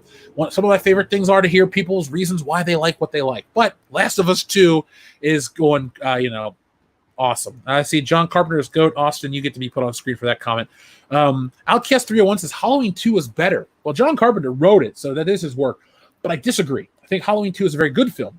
Maybe the second best Halloween. I love how it follows the next day, or excuse me, it follows into the next day. Direct continuation. Fun, not as good on the music. Bloodier, not scarier. But still a solid sequel. One of the better slasher sequels, arguably the best slasher sequel ever. I mean, Nightmare on Elm Street 2 was followed by, or Nightmare on Elm Street was followed by number 2, which was shit. It was weird. You had Friday the 13th Part 2, which was a step up slightly. Then you had Scream 2, which I don't like. I know you did last summer too, not so much, but there we go. Dr. Coffin, I see you putting there pre-Crisis Superman. Thumbs up to you, buddy. Turok Dinosaur Hunter, Great White Shark. That was a fun game. It was the only game that I remember you walked with the C buttons. I didn't like it, but it was fun. Nice try. I'm going to put that on the screen because I agree with you right there. And I see your Dozens of Rose Tico, which I made a video with that title card once, so hopefully you've seen it. But I want to hear what the audience is saying, so I want to thank everybody for joining me tonight. Again, we had over 1,600 people watching, which was awesome. I guess live streams are doing it for people, so keep pumping out content all the time, still making videos. And because this one is so popular right now, I'll keep the stream up through the rest of the week. So do me a favor, folks, come back later to watch our videos to help us, do better in the algorithm. But I want to keep this live for as many people that want to watch it. So Kyle Miller, thank you very much. Oh, wait, sorry. King Koopa first. King Koopa says, my neighbor just called the cops on me and I live upstairs. I just bought a chair. So your neighbor got upset because you made too much noise putting together or putting up a chair. I wish they would have called because of my voice, but whatever. But King Koopa, hopefully everything's cool. And he also sent a poop emoji, so thank you very much. But tell your neighbors to calm down, Hopefully your neighbor's not a Karen, because she'll talk to your property manager. Kyle Miller, thank you very much. He said, they basically Ryan Johnson, The Last of Us 2. Sounds like it. Again, you're going to get your the critics that are going to champion this game. You're going to get these people who are, oh, it's so great. Don't worry about the spoilers. Still buy the game, X, Y, and Z. Look, it's the same game. They're not going to change it. It's too late in the game. Now, if they were going to go and change this game completely because of the spoilers and shit, then I'd be like, well, give them a shot. Wait till, the game comes out. Watch your favorite YouTuber play it and give it a shot. But Dave Johnson did. The release is it's gonna make money. No one's saying this game's gonna flop outright, but there will be a diminished there'll be a big impact on not the box office, but the sales. We're not gonna see Grand Theft Auto 5 level sales, not $1 billion in a week. Kenny 90s, thank you very much. He says, correction. It's most oftenly because even Japanese devs will tone down or censor for Western general audiences. Okay. I wish they wouldn't, though. With the internet, we can see what we're missing. I believe there was an anime that came out on Blu-ray this year. Maybe it was late last year, but they sold it as the uncensored cut, and it was still the censored cut, and people were going nuts over it. Like I said, I feel for you guys in that regard, because it's like I'm literally paying for uncensored, and I'm still getting censored. I don't care. I want the gory, grisly bits. You don't have the right to take it from me. You can present both options, but I still want, the option. So Bikini 90, I'm sad that Japanese devs are doing it. They shouldn't. It should be Nintendo of America. We're using the old phrase, but remember back in the day, they would have, oh, this sign's too religious, or this is that. And Nintendo of America would, come in. The localization team would censor it. I don't advocate for it, but at least that way, there's a true version out there that doesn't involve self-censorship, because then you begin to wonder, am I too over the top? Should I pull it back? What can I do? I've had those thoughts myself, and I usually just err on the side of, I'm going to do it the way I want to, and the audience seems to like it, so I'm not worried. King Koopa says, safe, yeah, read my chat, LOL. I did, King Koopa. Thank you very much for all of them. Angel Grunts, thank you very much. He says, Ellie is a Trojan horse. Joel is a sacrificial lamb. Just so ND could claim having the first trans player character in a AAA by tricking everyone into it. Angel, or Angel, I don't know. Well, grunts is a regular word, so I don't think you're Hispanic. But that is the way they do all this, is they want to trick you into that, because oh, we can't have people blindly accept X, Y, and Z. We have to trick them and then go, ha, you see, it's not that bad. At the end of the day, I wish Naughty Dog would realize that all we're doing is picking up a PlayStation controller. We don't have to change who we are or these experiences about us or anything like that. It's just a digital character on the screen. And there's always two ways to look at certain things. Like when you're an IP holder, and I know this sounds a little, I don't know if it sounds self-righteous, because it's not just about me. I think this is for everybody, though. But when you're a big IP holder, I think you're beholden to the audience, because that character, that thing, represents something that you put out there yourself. This isn't like the audience graphs. This isn't Raylo, where the audiences are grifting or, grafting a relationship between two characters that don't exist, and they attack the actor, and it gets crazy. This is a situation where you as a company, we'll just use Mario. You presented me Mario a certain way over the years. We all have expectations. We've all accepted Mario as a thing for us. If they went and changed it, even if they made his suit blue instead of, they switched the red and the blue like they did at one point. Bad example. Fine. Let's say they put Mario in a cape. Wait, no, he wore a cape. Fuzzy hat? Nope, had that too. Let's say we put Mario in a purple wig with skinny jeans and blue lipstick. And that's the new Super Mario Brothers, and if you don't like it, you're whatever. They owe us a red and blue Mario. They owe us that because that's what Mario is. These things are a thing. And if you sold us the whole game as, oh, you're Mario in this platforming fun, and then you get it and it's a top-down RTS with Mario with the purple hair, then you're pissed, and you're rightly so. So I feel like if Naughty Dog really wanted to, bet the farm and do it accurately, they would have honestly presented that. So it's like, we want to have the first transgender game. But then that brings up the discussion, why do you want to have it? What does it add? Who are you doing this for? Again, with Jessie and her point about what percentage of the audience is trans, what percentage of the population is trans, like all of these things come into play and all these questions are popping up, and they're afraid. They're pussies. They're afraid to have the conversation. They can't have it. They can't, you can use the old phrase man up, or they can't have a backbone. That's a more gender neutral phrase. They can't have the backbone to be questioned in this way.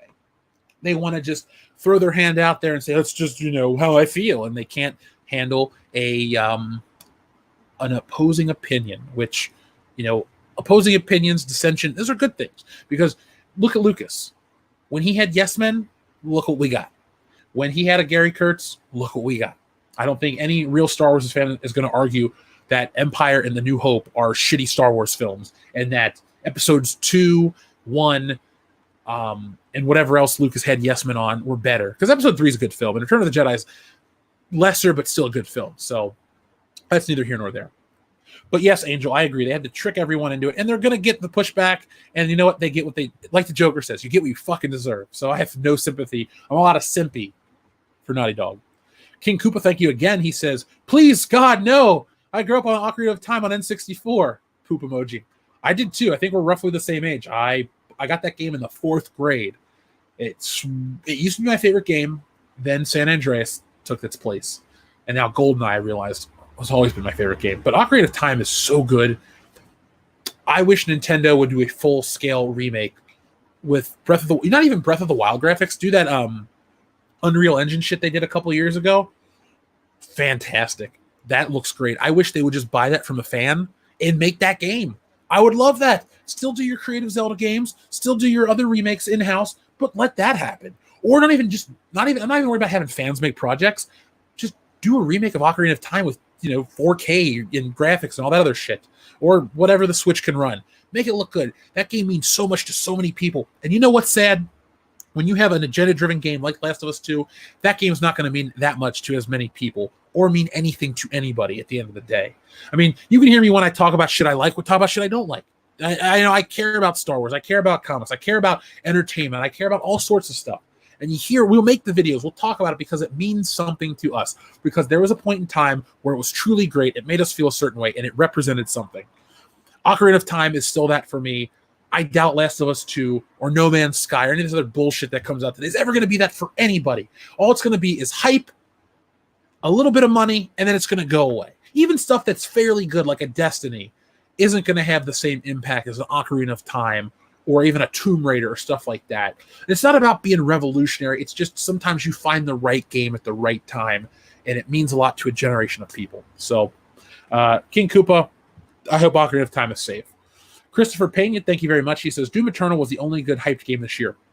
I wanted to buy Doom Eternal so bad. Don't have my PlayStation 4 out here. I know people are going nuts for it. It looks great. It looks simplistic in a good way. It's Doom. It's what you want Doom to be.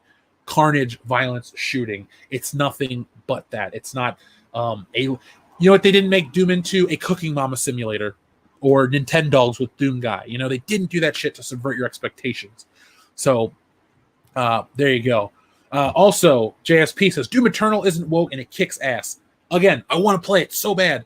If I had my system, I'm not going to spend $400 or $300 on a new PS3, buy the game, have my old game shipped out, download all the shit. I'll just wait for the PS5 at the end of the year.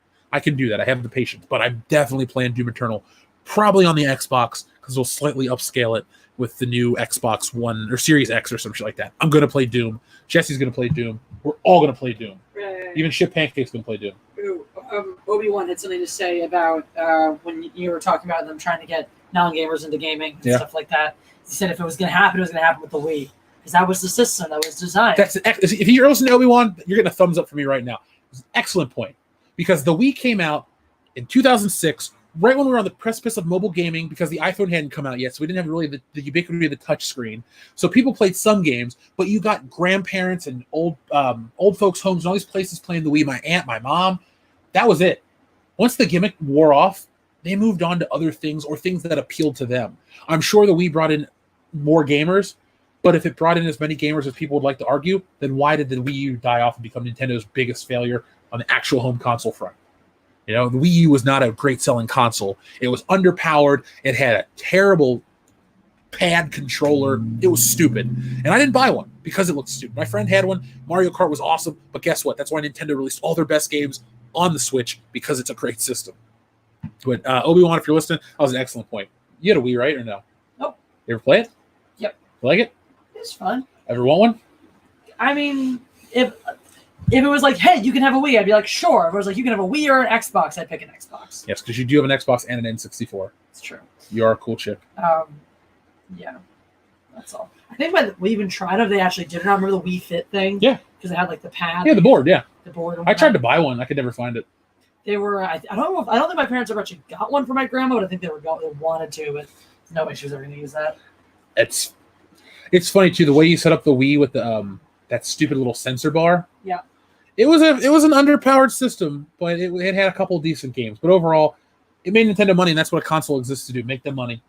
It had, Metroid was great on it, Smash Brothers was great, Mario was great. But if I say those games on any other Nintendo console, they're usually great. So, you have your link up for your stream? Link is up. It is on my. Now, folks, I am going to be closing out the stream in a few minutes. Just going to get to the super chats, check the audience. Nerdigan says, "I love my Wii."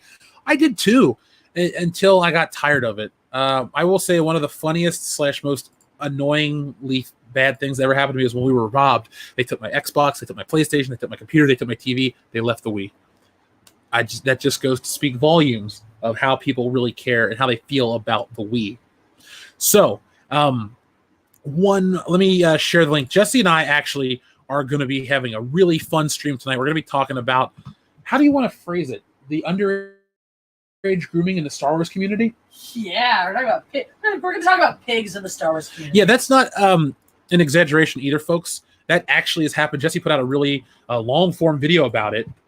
Call it what it is. It's a 25-minute straight rant. Yeah, I was next to you. I was working on the SJW cards, and I'm sitting there laughing as you're going off. So, join us here. Here's the link in the chat, folks. We're going to go live afterwards on the Jesse show.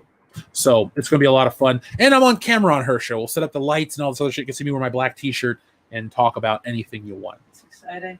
Down with Switch, give us Super GameCube. I agree with that statement. Jesse's channel is Mindless Entertainment, so you guys can join us over there. I put the link in the chat. Like I said, it's gonna be a fun night tonight. I'm fucking fired up, so I'm gonna bring this kind of piss and vinegar to her channel. Savage Rush 012 says they made Cortana ugly as hell in Halo 5. I did not play Halo 5 because Halo 4 wasn't awesome in the story department. It was cool on the online, and then my Xbox was stolen, so I didn't play it ever again. But I didn't do 5. Maybe I'll get 5 down the road after this damn truck drives down the street. It's a Ferrari again. No. Did you play Halo 5? Nope. I when 4 came out and everyone said it sucked, I kind of tapped out of. That was sort of when I tapped out of gaming. It was around the time I couldn't game anymore anyway. Oh, okay. The short answer is no, but I would like to. Well, we will one day. TLJ Screwjob, thank you very much. He says, the thing about Jill in Resident Evil 3 Remake and the new Lara Croft, they are still feminine. They are still attractive. So are Tifa and Aerith in Final Fantasy VII Remake. They do keep the femininity there. They definitely do. I've seen the Jill Valentine, because when the PS5 comes out, I know people are like, what are you going to get for a launch title? Well, because these games are going to be backwards compatible, the shit I might play on PS5 when it launches is the Resident Evil 2 and 3 Remake. When they do 4, I'm definitely getting that system. But I have been keeping up on that game because I do like Resident Evil quite a bit.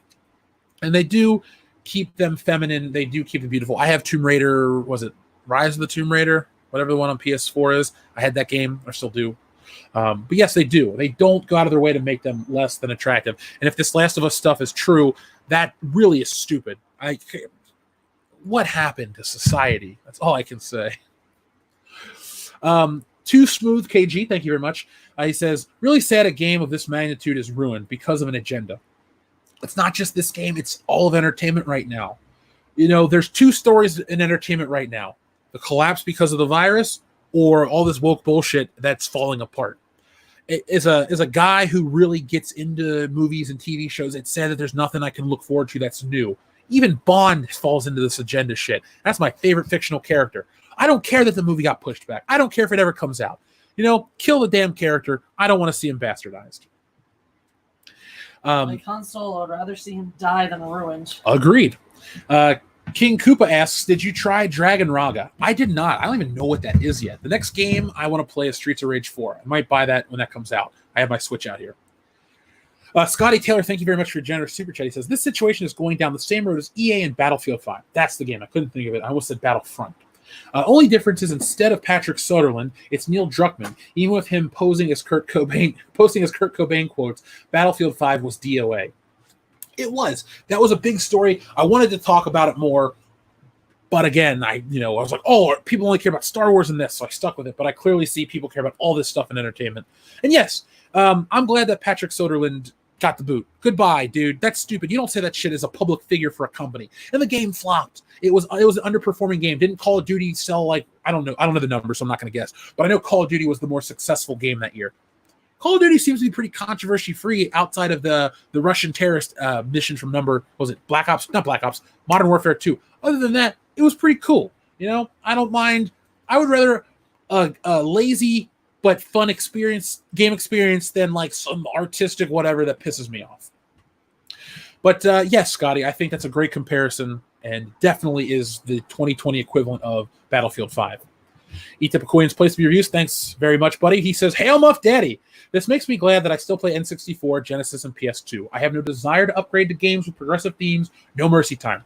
Etypicoin, when we meet, we're playing No Mercy. We will find a time. We will make it happen. 007 Cloud, thank you. By the way, Etypicoin, you can always message me about games anytime you want. We're Facebook buddies, so you know what's up. 007 Cloud, thank you very much. He says, I don't see anybody bitching about hot girls in the Final Fantasy VII Remake. By the way, 007 Cloud, how do you feel about it? You've had that Cloud, was it Cloud Strife is the character's name? You've had that icon for a long time. So I've always wondered how you felt about that. But yeah, they're not. I think people are pretty happy. Somebody did ask me to cover the agenda or the controversy over Final Fantasy VII, and all I see is people talking about the 100 gigabyte download, which that's a lot. But I mean, if there's more that I'm missing, of course we can talk about it on Fandom Menace tonight. This is the People's Republic of Pop Culture, as they once said. So there we go. King Koopa sends in another poop emoji. I think I'm sensing a trend, King Koopa. This show is the shit. This is says, dude, EA's been ruining games for years. Yes, they have. Yes, they have. I was guilty. The other night on the show, I did say that they made games back in the day that I loved, but not anymore. They've definitely been ruining games for years. Is No Man's Sky EA? I don't know. But I do know that Battlefield 5, Star Wars got bent over a barrel by EA. All those microtransactions, was it the digital gaming or the gambling that they got accused of by the Hawaiian government? EA is the worst. Didn't they get ranked the worst company to work for twice or something like that in America? So EA is an issue. This is. Jack the Outcast, thank you very much. He says the problem is they make these woke characters so one-dimensional and shallow. Their identity is everything, just like the people who make them. Thank you. There isn't a lot of depth. If you had a character who was like 10 different things and gay, like I have said this to many people. If your sexuality is the most important thing about you, I don't really need to know you, because there is so much more depth that you could have as a person. And I choose to surround myself by people. And it's not about contributing to society, but that have interesting lives, that have been places. I have a listener who's a truck driver. That dude's got 1,000,001 military stories. That's interesting to me. I don't care if some person that dressed the right way, that talked the right way, X, Y, and Z. But, all they want to do is talk about their sexuality. It's like, okay, that's cool for a minute. But after a while, it's like, I get it. You like to do what you do. You put this there, you put that there, whatever. Live and let live, have a good life. I want to talk about other shit too. So, Jack, that's the biggest problem with a lot of this stuff, agenda-driven stuff. It's one-dimensional. That's all it is. And there's nothing else to it. And, hopefully they one day catch up to it and fix it. Up next, we have our friend Luca. Hold on. Yes. Luca Pilopovic. He says, Jill Valentine's original Resident Evil 3 design is very iconic. This new boring design is lame. What girl is going to want to cosplay a Karen? Luke, it's funny that you bring it up, because Mecha Random always talks about how the Star Wars characters look so boring and basic, and it's about cosplaying them. But the game characters, the anime characters, have always been so big and crazy and outlandish that people want to be like them. So when you take away that, you also do take away the desire to want to be like that character. The visual appeal is gone. If they put Spider-Man in just blue overalls and no web shooters, I'd be like, I don't care about Spider-Man. I don't want him to look like this. So that's a good question. Who wants to look like a basic Karen? King Koopa, thank you for the unicorn emoji. Appreciate that. Dad and ETV, thank you very much for your generous super chat. He says, let's gender swap Jesus and call it Passion of the Karen Christ. Brie Larson could play her. Another plank could get nailed to the cross. It wouldn't surprise me. I want a DeLorean. When people say that, I get the point that you're making, though. Let's do something so outlandish and crazy. That's how people feel about their favorite IPs getting flipped on their ear, subverted, if you will. These people don't do much. They just want to, you're talking about the game that's successful. We're talking shit about your game, all right? I know there's the phrase, it's only bad if they stop talking about you. But when it comes to a product like this, if they're not talking about you, if they're talking about you badly, it's going to keep customers away. That's why consumer advocacy groups exist. That's why Ralph Nader had what he had. So, Dad and ETV, I bet you'd get less of a pushback from a certain community if you did that than if you had fought The Last of Us 2 changes. Amber Phoenix Fire, thank you very much. At times I think their counter-cancel culture. People seem to look for reasons to cry SJW in some games, even for minor optional side story things. Amber, that is very true. That's why I'm hesitant to always just jump on woke this, woke that. That is very true. Sometimes the subtlety is lost on the other side as well. No one's innocent in any part of this culture war. People do read into a lot of stuff. But I do think that people are hyper aware because of the sudden influx, the push, and the personal attacks on people who have dissenting opinions. So there is definitely a pushback. It's about the pendulum. It swings both ways, and it's swinging back in one way. I don't think that'll necessarily be good. There's going to be a lot of casualties on that side as well. But why did we get here? Because of this extremist attitude towards the wokeness or whatever you want to say. But thank you, Amber. That is a very valid point. Stratos Radio Blues, thank you very much. The past before the 2010s is considered a mistake due to the Twitterati. Black Panther broke so many racial boundaries. Rush Hour? What's that? Yes, Stratos Radio Blues. That is the mentality that pisses me off. Blade came first. Spawn came before that. For Marvel, though. Spawn was before Blade. We had two black superhero films, fairly large budgets, successful household franchises at the time. Rush Hour, 48 Hours did it before Rush Hour. Black and white buddy cop duo. Eddie Murphy was one of the biggest stars of the decade. Black dude. You know what? It wasn't biggest black star of the 80s, Eddie Murphy. It was his biggest star of the 80s, Eddie Murphy. We didn't talk about Austrian-American Arnold Schwarzenegger. It was just Schwarzenegger. You didn't even need his first fucking name. Schwarzenegger. It did it. That's on the Terminator poster. Schwarzenegger. When we put these little quantifiers up, we kind of take away what makes these things special. And Black Panther, it made a lot of money. That's all it did. It looked nice. Michael B. Jordan became a respected actor in my eyes after that film. Other than that, that movie didn't break any boundaries. Neither did Captain Marvel. Neither did anything. The big Avengers movies broke box office records, did do team movies right, X, Y, and Z. But the little progressive push that these people like to push into these movies, they're not doing anything. They're not helping. They're not making this cause. They're not doing anything. They're not groundbreaking. They're not progressive. Makini90, thank you very much. He says that you just want something to jack off to. Argument is the same argument they used to defend the She-Ra reboot. No, we just like things that are visually appealing, and they just are uncensored. And just as they are uncensored. Yes, I'm not looking for Ivy from Soul Calibur to have her tits hanging out because I'm looking for visual TNA. It's just how the character looks, so keep it like that. I don't care if a character looks a certain way. If you had Snake Plissken come out in 2020 still on a mullet, I'd go, cool, that's Snake Plissken's haircut. He should have a fucking mullet. So I don't like the argument about you're horny, you're looking for this or that. I think that's just deflection. I think that's people's bullshit. People care about certain things because they care about it, and you have the right to. I think She-Ra, I think Thundercats, all that crap looks stupid. Am I even a fan of it? No. But I think they should be respected, and they should look cool. When you make them look simple, basic, and dumb, and people push back, that's like having an opinion on a flavor of ice cream or a pizza topping. I don't like this. I don't like that. And there's nothing like that. King Koopa says, please watch the Midnight Gospel, please. LOL. Well, I'll take a screenshot of that real quick, or a picture of that, so I can watch it and remember that.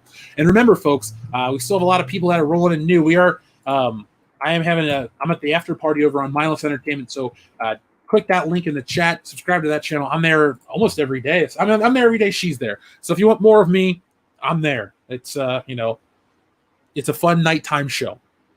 Uncultured Barbarian, thank you very much. He says, this just means that you have to get started on Terminegro, the video game. Think of how cool the Old West and World War II levels would be. Uncultured Barbarian, I've actually thought down the road, how cool would it be to do a side-scrolling beat-em-up with our characters and world-class bullshitters. I just don't know anybody that could program and how much money it would cost. That'd be a huge financial undertaking. But I do plan on playing around with Terminegro some more. Dion and I have actually had that discussion off air. And down the road, when, if we had friendship with a game developer, of course we would. I'd love that to happen. Games are really popular with today's generation. It'd be nice to cement ourselves as more just like print and, digital YouTube content. King Koopa says, exactly, thanks. I assume you're talking about Zelda. You're welcome. Savage Rush 012 says, who the hell would let Anita Sarkeesian help develop a game? People that want Twitter cred. Twitter cred does not equal money. Therefore, they only shoot themselves in the foot. Anita Sarkeesian is gaming poison. Respect her. Leave her be. Don't take her opinion on gaming at all. This is. Thank you very much. EA has done this for years. Greed, SJW nonsense, killing franchises, you name it. EA has done it since the 80s. Look, I'm sure I've fallen into the trap of some of the EA bullshit. I'm not acting like they haven't tricked me. But when they were playing games, when I was playing James Bond, I can I was into it. I was buying into their shit. Challenge everything. Now that people challenge EA, they don't really have anything to say. And it's funny. I live not too far from the EA one of the EA headquarters. Right? We drove past it not too long ago. Remember? Yeah. Did I not comment on it and bitch about it? Yep. It's just a shit company. It's terrible. TLJ Screwjob says, worst bait, this or MGS2 with 1 hour of Solid Snake. TLJ Screwjob, I'm going to say MGS because that's something I cared about. I love Solid Snake. I hate Raiden. You can suck a dick. I bought Solid Snake figures. I hate Raiden. So, you can do Kojima and Konami remake Metal Gear Solid 2 with nothing but Solid Snake. Or just another Solid Snake adventure. Metal Gear Solid 1.5. Or an HD remaster remake of Metal Gear, the Twin Snakes. Just put that in 4K. Boag, thank you very much. Have you guys watched One Punch Man yet? I have not. Anime's cool with me. I have my favorites. One Punch Man looks so weird to me, so I haven't checked it out. But one day I will. So I'm not saying no, but I haven't seen it yet. NA says, heavy jungle landscape plus cordyceps zombies equals death. I guess that's The Last of Us 2. That's what it's about. Cordyceps zombies. Zombies are zombies to me. So Romero, this damn car, anything, it's fun. I like zombies. I wish the zombie craze would have been handled properly. Fatman56, thank you very much. He says, Gamergate taught me a lot of things, like don't pre-order games, and people don't want to entertain me. They want to lecture me, and I'm like, not this situation. Sorry. And I'm like, this situation is funny to me. Sad, but funny. It's funny to me, too. I definitely tell people, hold off on a pre-order unless they're getting some kind of bonus that you can only get when you pre-order. And even then, you still get your bonus if you come in a couple days later and watch a couple reviews. I think gaming, for the price You can take a leap of faith on a $5 comic book or an action figure or something like that. But when it comes to a $60 game and a $100 investment with DLC and shit like that, definitely see people that you trust online play it, something like that. So, Fatman56, I'm with you. I don't pre-order shit. GameStop taught me that one. Fuck, I don't care if they disappear. Culture Casino says 0.06 of the U.S. population identify as trans. The next question will be how many care about the games. The next question is how many care about this game. Less, and less. Hey, it's a percentage of a percentage of a percentage. It's not even a percentage. You just said 0.06 of the U.S. population, and I'd say if let's say 30% of people play games in America.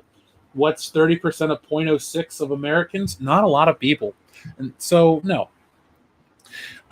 Midnight Edge After Dark sends in a super chat sticker that has a cat and a crown. Oh, Tiger King. Shit. Joe Exotic. My man. Thank you very much, Tom. Grandmaster Chris, thank you very much. I loved the first game. These leaks completely killed my hype for the sequel. It's a shame to see a franchise with such potential ruined already. Grandmaster Chris, you are the person that they do not want to piss off because you loved the first game and you are going to buy the second one. They've lost out on, let's just say $100. I don't know if there's DLC. I don't know if there's bonus shit or deluxe editions that you can get. Every game fucking has one these days. So all they've done is hurt you. And I think you are the kind of consumer that they don't want to piss off because you were like, I liked it. I'm coming back. And now you're like, ooh, I'm going to stay away because they pulled the wool over your eyes. So, yeah. Person like me, oh, well, it wasn't going to happen. But they've lost your money. They never had my money. Naughty Dog, if you try this shit with Uncharted 5, if you make one, good luck. I won't pay money for it. I stopped buying Gears of War. I stopped buying Halo. Stratus Radio Blues, thank you very much. He says, if you can, Jeff, read Who Goes There, then watch Howard Hawks' version of The Thing. I've always wanted to read the book. I had read on a show that there was a deluxe version of the book with new chapters that they found years later that got crowdfunded. If somebody could email us or message us on Twitter about that, I'll buy a copy of the book and read it. Always wanted to see the deluxe version that they talked about. Space Monkey 0899, thank you very much. He says, what's the solution for dealing with censorship and defeating wokeness? Not buying it, calling out censorship, showing examples of censorship, basically annoying the piss out of the companies. Like if 1,000 people tweet a day about you censored Dragon Ball Z when you told me it wouldn't be uncut, enough, it will get traction. And then some dumb website will pick it up and then it will move. For wokeness, do what you do now, Pay attention, call it out, don't buy it. Realistically, if you see wokeness and you don't support wokeness, don't buy it. I do ask that you pay close attention to if it's a subtle thing, if it actually has quality. But if it doesn't, and you want to defeat wokeness outright, just don't buy it. That is the best thing to do. Joey Bryant, thank you very much. He says, one of the best RPGs for the PS2 era, you'll have to look for this Dragon Quest VIII, Journey of the Cursed King. Maybe I'll give it a shot one day. I'll admit, Joey, I'm not the biggest fan of JRPGs, so turn-based JRPGs usually are a hard sell for me. That's why I don't do Final Fantasy. But maybe down the road, I'll try. I'm not going to say no outright, but one day I'll give it a shot. Maybe. Philosopher Unknown, thank you very much. He says, Jeff, your time will come. Rip and tear. It doesn't sound good, Philosopher Unknown. Is that a zombie reference? I know it's a reference I'm missing. I apologize. But I don't want to be ripped or torn. The only rip I want to do is the Hulk Hogan from the that movie, No Holds Barred. Shirzad Khan City, thank you very much. He says, release The Last of Us 2 digital now and save some of the fan base. That would be smart. To push it back would be stupid because people are only going to assume it's worse off than it is. And if it's like ripping off a Band-Aid, just get it over with and see what's there. If it's not that bad, then people will be okay. But they're not going to do that. They're going to hold back. And they're going to push back, and it's going to piss people off. And then finally, our friend Modalicious says, I still enjoy roping that fat suffragette in Red Dead Redemption. I played the shit out of that game. I loved it, and I love that you can do that kind of stuff in Rockstar games. You can be violent, you can attack people, you can do it, and I don't care if it offends. You know what? It's in the game. It's funny. Guess what? No real woman was attacked. Oh, I'm offended for all women. Guess what? No woman was hurt. The lady that voice acted that got paid. No one lost. No one lost. You have all these other stances on weird people. Fucking a digital person ain't even a person, so don't get offended on their behalf. So, folks, that is it. This was a little longer than planned, but it was a fantastic stream, and I want to thank each and every one of you for joining me here. If you liked this, make sure you hit a thumbs up, and make sure you're subscribed. We've had a lot of people say, Jeff, I was unsubscribed from your channel, all this stuff. YouTube's doing their best to make it harder to find us, but guess what? We're going to be here. I'm going to push back even harder because I love doing this, and we're going to have a lot of fun. So, yes, JL, 2020 was the worst year ever. It's a shit year, and I'm not a fan. If you want more of me right now, I'm going to be on Mindless Entertainment. Rip and tear until it was done is from Doom. Thank you. If you want to find me over on Mindless Entertainment, we're going to be having fun. We're going to be talking about the underage grooming in the Star Wars universe. Excuse me, that's Star Wars universe. The fan base. It's a dark story that Jesse's got the dirt on, and it's a lot of fun, and we're a lot of fun. So everyone out there, thank you for watching. Live, let live, let people be people, and as always, be excellent to each other.